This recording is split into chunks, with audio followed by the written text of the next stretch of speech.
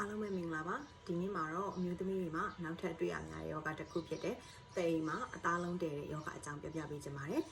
နံပါတ်1ကတော့အဲ့ယောဂကဘယ်လိုလူမျိုးတွေမှာအဖြစ်များလဲနံပါတ်2ကတော့ဖြစ်လာလို့ရှိရင်ဘယ်လိုယောဂလက္ခဏာတွေခံစားရမလဲနံပါတ်3ကတော့ဆောင်ရန်လေးအချို့နေပေါ့နော်နံပါတ်4ကတော့ဘယ်လိုကုသမှုတွေခံယူလို့ရလဲဆိုတာကိုအကြံဉာဏ်လေးပြောပြပေးပါမယ်နံပါတ်1ကတော့ဘယ်လိုလူမျိုးတွေမှာအဖြစ်များလဲပေါ့နော်မျိုးရှိတဲ့သူတွေပြီးလို့ရှိရင် estrogen progesterone လို့ခေါ်ရဲပေါ့နော်အမျိုးသမီးဟော်မုန်းတွေအထိတွေ့များတဲ့သူဥပမာရာသီစောစောလာတဲ့သူတွေပြီးလို့ရှိရင်တွေးဆုံးတာနောက်ကျတဲ့သူတွေပေါ့နော်အဲ့လိုလူမျိုးတွေမှာအဖြစ်များတတ်တယ်ပြီးတော့ခါကြတော့ကလေးမရှိတဲ့သူတွေပေါ့နော်အပြိုကြီးတွေပေါ့အများစုလည်းလည်းကူပြောအပြိုကြီးတွေမှာဖြစ်များတတ်တယ်အသက်အရွယ်အားဖြင့်တော့30အားနေပြီးတော့40ပတ်ဝန်းကျင်လောက်ပေါ့နော်အဲ့လောက်ပတ်ဝန်းကျင်တွေမှာအဖြစ်များတတ်ပါတယ်ကျန်တာတွေကတော့ဆောင်းရန်နေအနေနဲ့ကတော့ထူးထူးခြားခြားတော့မရှိဘူးပေါ့နော်ဘာလို့လဲဆိုတော့အဓိကအဖြစ်တော့သူက estrogen progesterone hormone ကရာသီသွေး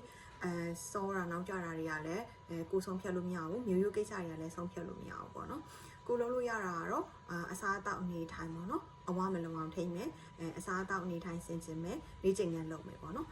ဒါမျိုးဆိုရင်တော့နည်းနည်းလေးတော့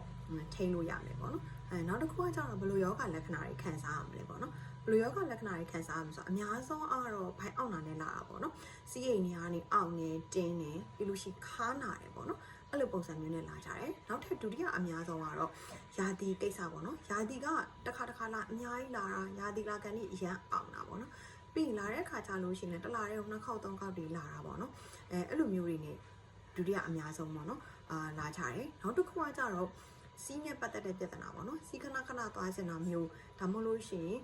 ဝင်းနဲ့ပတ်သက်တဲ့ဝင်းခဏချုပ်တာမျိုးဒီစီးအိမ်နာတွေကတင်းနဲ့ခတ်တင်းဆွဲထားတယ်လို့မျိုးပေါ့နော်အဲ့လိုယောဂလက္ခဏာမျိုးတွေနဲ့အများဆုံးလာတတ်ပါတယ်အဲ့တော့ကာဝယ်တဲ့နေရာတော့ခဏပြောသလိုပဲထူးထူးခြားခြားတော့မရှိဘူးပေါ့နော်ကိုယ့်ရဲ့ lifestyle ကိုချိန်မှုပဲလို့လေအဲ့တော့ဘယ်လိုကုသကြမလဲပေါ့နော်ကုသတာကတော့ဘာယောဂလက္ခဏာမှမရှိဘူးဆိုရင်တော့လည်းဘယ်သူမှလာမပြကြဘူးပေါ့နော်